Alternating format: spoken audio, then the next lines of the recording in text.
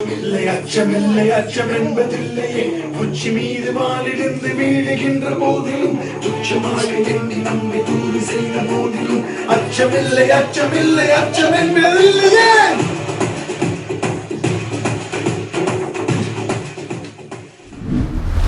Fear I have not, fear I have not, even if the entire sky breaks and fall on my head, even they judge me as the worst, fear I have not, fear I have not. साथ में गाना गाते हुए एक पिता और उसकी लाडली बेटी। ये किसी साधारण घर का कोई मामूली सा वीडियो हो सकता था, पर यह कोई साधारण वीडियो नहीं था और वीडियो में दिखने वाला पिता भी कोई साधारण शख्स नहीं था। आज मैं फिर से आपके सामने हाजिर हूँ एक बार दिल को दहला देने वाली कहानी लेकर के। ये कहानी ऐसी जो आपके दिल और आत्मा को छू जाएगी और वाकई में आपको पता चलेगा कि रियल हीरोज का मतलब क्या है। दिल से मैं कहना चाहता हूँ कि बस यही प्रेम और सपोर्ट जिस तरह से आप बनाए हुए हैं और ज़्यादा से ज़्यादा जिस तरह से आप शेयर कर रहे हैं स्टोरीज को, थैंक यू सो मच। और मेरा भी उद्देश्य यही है कि देश के जितने रियल हीरोज हैं उनकी कहानियाँ मैं लेके आऊँगा और हर एक कहानी दिल से आपको सुनाऊँगा और चाहूँगा कि अगले कुछ मिनट मेरे साथ आप गुजारें और वाकई में महसूस करें कि सच्ची वीरता, सर्वोच्च बलिदान और देश के प्रति रियल समर्पण क्या होता है। तो कहानी है 12 अप्रैल 2014। सुबह सुबह व्हाट्सएप पर एक मैसेज आता है, लिखा होता है हैप्पी बर्थडे बेटा। जवाब में हमेशा एक फौजी का मैसेज आता है थैंक यू, और मैं शाम में बात करता हूँ। उस दिन भी बात पिता से कम और माँ से ज्यादा हुई और पिताजी को बोला एक सीक्रेट बनाए रखने के लिए। वो सीक्रेट था कि अभी मैं 10 दिनों को छुट्टी लेकर घर आ रहा हूँ, मई के पहले हफ्ते में मैं आ जाऊंगा। ये बात आप किसी से बताना मत, मैं इंदु को सरप्राइज देना चाहता हूँ। ठीक 13 दिनों बाद वह शख्स घर तो आता है मगर तिरंगे में लिपटकर। कौन जानता था कि पिता की ये सीक्रेट रखने वाली बात हमेशा सीक्रेट रह जाएगी और पत्नी को इस तरह का सरप्राइज मिलेगा। कहते हैं वीर मरते नहीं, वो अपनी वीरता की वजह से लोगों के जुबा और दिलों में हमेशा जिंदा रहते हैं और अमर हो जाते हैं। ऐसे ही एक वीर का जन्म चेन्नई राज्य में हुआ। पुलवामा के पास याचुगुचा नाम का गांव झीलों और शांत वातावरण में समाया हुआ था। तभी अचानक गोलियों की तड़तड़ाहट शांति को भंग कर देती है। इंडियन आर्मी पर गोलियां बरसाता हुआ आतंकी कहीं छिपने की जगह ढूंढ रहा था। यह आतंकी जैसे मोहम्मद का कमांडर अल्ताफ बाबा था। सेबों की बाग में छिपा बाबा, आज उसका अंत उसको नजर आ रहा था। इसी से बचने के लिए वो इंडियन आर्मी पर लगातार गोलियां बरसा रहा था। तभी उसे एहसास हुआ मौत और उसके बीच का फासला बस एक मैगजीन का था। वो अपनी आखिरी मैगजीन को भी लोड करता है और फायर करते हुए अपनी गोलियां गिनने लगता है। लेकिन ऐसा करने वाला वह इकलौता नहीं था। AK-47 की एक मैगजीन में 7.62 mm की 30 गोलियां आती हैं और बाबा के साथ वहां मौजूद इंडियन आर्मी का मेजर भी फायर हो रही गोलियों को गिन रहा होता है। खत्म होती गोली के साथ अल्ताफ बाबा अपनी राइफल को मैनुअल मोड में डाल देता है। एक एक फायर होती गोली को मेजर भी गिन रहे होते हैं और जैसे ही आखिरी गोली चलती है बिजली से भी तेजी के साथ 6.5 फुट का यह मेजर बाग की तरफ दौड़ना शुरू कर देता है और बोलता है sir we have got Altaf बाबा।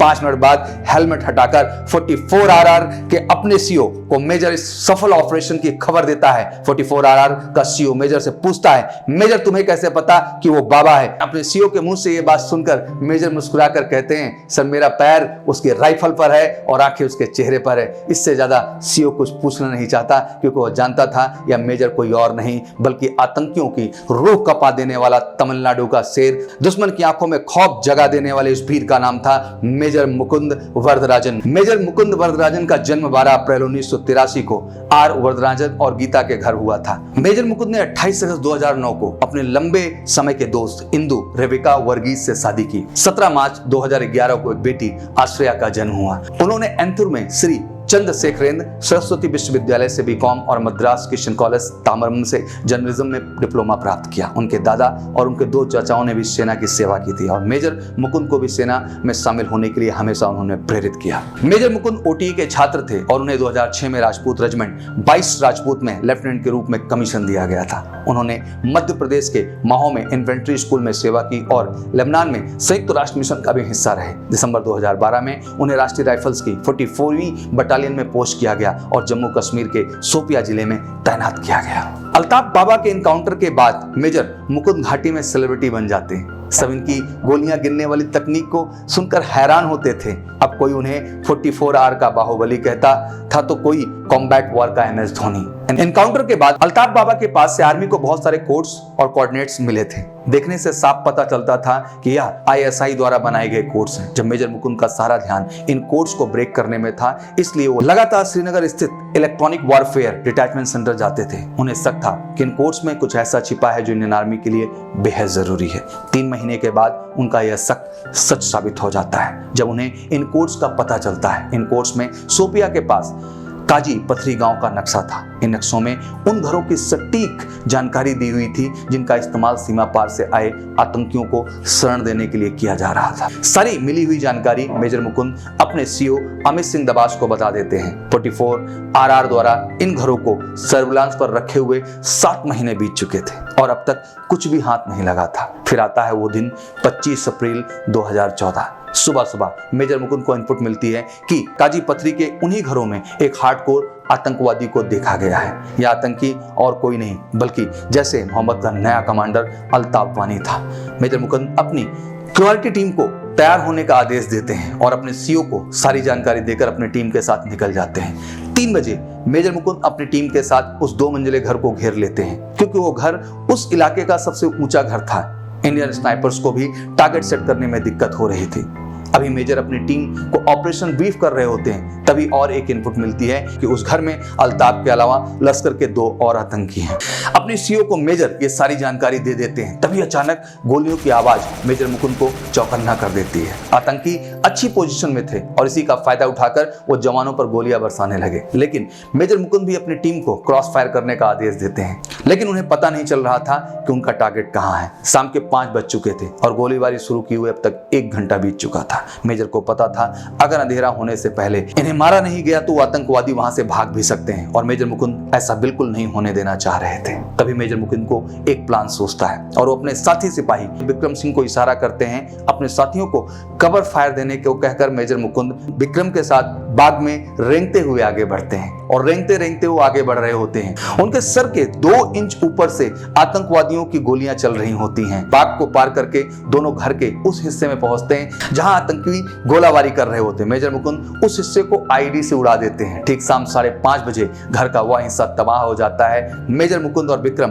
अपनी असॉल्ट राइफल को मैनुअल मोड से बर्स्ट मोड में डालकर घर में घुसते हैं जहां उन पर गोलियों की बौछार हो जाती है। एक गोली उनके हथेली को छूकर निकलती है, लेकिन खुद को संभालते हुए वो आतंकियों के सीने में कई गोलियां दाग देते हैं। मेजर मुकुंद जानते थे कि अल्ताफ कैसा दिखता है और वो मृत आतंकी अल्ताफ नहीं था। इसका मतलब अल्ताफ और एक आतंकवादी अभी भी जिंदा थे। तभी अचानक 2 ग्रेनेड अंधेरे से आती हैं। ग्रेनेड को देखकर दोनों मलबे में कवर करने के लिए खुद को कूद पड़ते हैं। ग्रेनेड उनसे मात्र 1 फीट की दूरी पर गिरती है और दोनों किसी तरह उससे बचते हैं। इस धमाके की आड़ में दोनों आतंकवादी गोली चलाते हुए घर से बाहर भागते हैं। एक क्षण के लिए मेजर की आंख एक आतंकी पर ठिठकती है और मेजर मुकुंद उसे पहचान लेते हैं। कोई और नहीं बल्कि अल्ताफ ही है। CO डबास वहां मौजूद एक ऑफिसर से पूछते हैं क्या अपडेट है वहां का। जवाब मिलता है सर अल्ताफ आउट हाउस में है और मेजर मुकुंद विक्रम के साथ उसके पीछे जा रहे हैं। आउट हाउस के पास पहुंचकर मेजर विक्रम एक ग्रेनेड अंदर फेंकते हैं। धमाका जोरदार था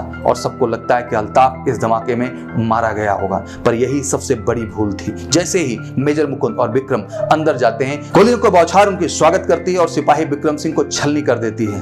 असल में आउट हाउस में 2 आतंकवादी छिपे थे। हुआ यूं था कि आउट हाउस से अल्ताफ के साथ तीसरा आतंकी भी भागा था और उसे कोई देख ना पाया और वो तीसरा आतंकी अभी ग्रेनेड के धमाके से मारा गया था। मतलब अल्ताफ अभी भी जिंदा था। विक्रम सिंह को 2 गोलियां लगी थी। एक उनकी गर्दन के आर पार हो गई थी और दूसरी गोली उनके जबड़े में घुस गई। गर्दन से पार हुई एक बंदूक की गोली आमतौर पर निश्चित मौत का कारण बनती है। मेजर मुकुंद जानते थे कि वो अपनी टीम के सबसे साहसी और भरोसेमंद सैनिक में से एक को खोने वाले हैं। मेजर मुकुंद जानते थे कि इन कॉम्बैट्स में भावना या शोक प्रकट करने का कोई क्षण नहीं होता है। एक पल के लिए भी बिना रुके मेजर वरदराजन अपने AK-47 के साथ आगे बढ़ते हैं और अल्ताफ वानी पर ताबड़तोड़ गोलियों के बौछार कर देते हैं, जिससे उसकी तुरंत मौत हो जाती है। बाहर निकलकर एक ऑफिसर को मेजर मुकुंद अल्ताफ की डेड बॉडी को चेक करने के लिए कहते हैं। वह ऑफिसर थोड़ा सहम सा जाता है। वह घबरा कर कहता है सर आपको गोलियां लगी हैं। मेजर मुकुंद जब अपनी गर्दन झुकाकर देखते हैं तब उन्हें पता चलता है कि उनके पेट में 3 गोलियां लगी हैं और भारी मात्रा में खून बह रहा है। वहां मौजूद सभी ऑफिसर्स इस बात से आश्चर्यचकित थे कि कोई इंसान 3 गोलियां लगने और इतना खून बहने के बाद भी अपने पैरों पर कैसे खड़ा हो सकता है। अचानक मेजर मुकुंद अपना होश खोकर गिर पड़ते हैं। आज तक के सभी कॉम्बैट के अंत में मेजर मुकुंद सकुशल वापस लौटते थे, मगर नियति को कुछ और ही मंजूर था। श्रीनगर के 92 बेस हॉस्पिटल ले जाते हुए रास्ते में ही मेजर मुकुंद अंतिम सांस ले लेते हैं। कर्तव्य निष्ठा और सर्वोच्च बलिदान को प्रदर्शित करने के लिए मेजर मुकुंद को देश का सर्वोच्च शांतकालीन वीरता पुरस्कार अशोक चक्र दिया जाता है। मेजर मुकुंद ने तमिलनाडु राज्य से अशोक चक्र के चौथे प्राप्तकर्ता होने का भी गौरव प्राप्त कर लिया। 1 जून 2015 को मेजर मुकुंद वरदराजन की एक प्रतिमा का अनावरण उनकी देशभक्ति और बलिदान के सम्मान में ओटीए चेन्नई में किया गया था। राष्ट्रीय राइफल्स के इस बाहुबली और देश के सच्चे सपूत को सत सत दिल से नमन। अगर आपको ये वीडियो अच्छी लगी हो तो वीडियो को जरूर लाइक करें, शेयर करें, चैनल को सब्सक्राइब भी करें और बेल आइकॉन को दबाना ना भूलें, क्योंकि आपके पास हर दिन एक खास कहानी होगी। एक ऐसी कहानी जो आपको दिल को छू जाएगी, एक ऐसी कहानी जो आपको प्रेरणा देगी कि आखिर इस देश के लिए हमारे अंदर कितना गर्व है और देशवासी होने पे हमें कितना गर्व है। और वाकई में अगर ये गर्व है तो केवल इन वीर शहादतों की वजह से है। तो मैं कहना चाहता हूं दिल से कि ये ज़रूरी है कि इस कारवां को हम सब मिल के आके बढ़ाएं। आई थिंक बहुत सारी कहानियां आप सुनते हैं और शेयर करते हैं, बट कुछ ऐसी कहानियों को कहना और शेयर करना ज़रूरी है जो वाकई में देश के अंदर एक अलग प्रेरणा जगा सकती है। मुझे लगता है कि देश की युवा को ये बहुत ज़रूरी है। डिफेंस एस्पिरेंट नहीं, मुझे लगता है हर व्यक्ति के लिए ज़रूरी है, बट मुझे लगता है कि अगर आप डिफेंस एस्पिरेंट हैं तो केवल एक कहानी नहीं है, एक आपके सामने सच्चाई है जो आती है। और इस सच्चाई को अगर आप महसूस करते हैं तो मुझे लगता है बेटा आप अपनी जिम्मेदारी का एहसास करके दुगनी शक्ति से अपने एफर्ट्स को बढ़ाएंगे और उस लक्ष्य को पाके दिखाएंगे जो आप पाना चाहते हैं। तो ऐसे ही और वीर गाथा को सुनना है, समझना है तो प्लीज़ कमेंट बॉक्स में ज़रूर आइए। जो दिल में आपके हो प्लीज़ कहिए, मैं आपके दिल की हर बात सुनना चाहता हूँ। और मैंने कहा कि बार बार ज़्यादा से ज़्यादा शेयर करिए, क्योंकि सच्ची रियल हीरोज़ की कहानी को दूर तक पहुँचाना मुझे लगता है कि इनको सच्ची श्रद्धांजलि देने के बराबर है। तो मिलते हैं ऐसे ही एक और वीर सपूत की अगली कहानी के साथ। Thank you so much, wish you all good luck. जय हिंद, जय भारत।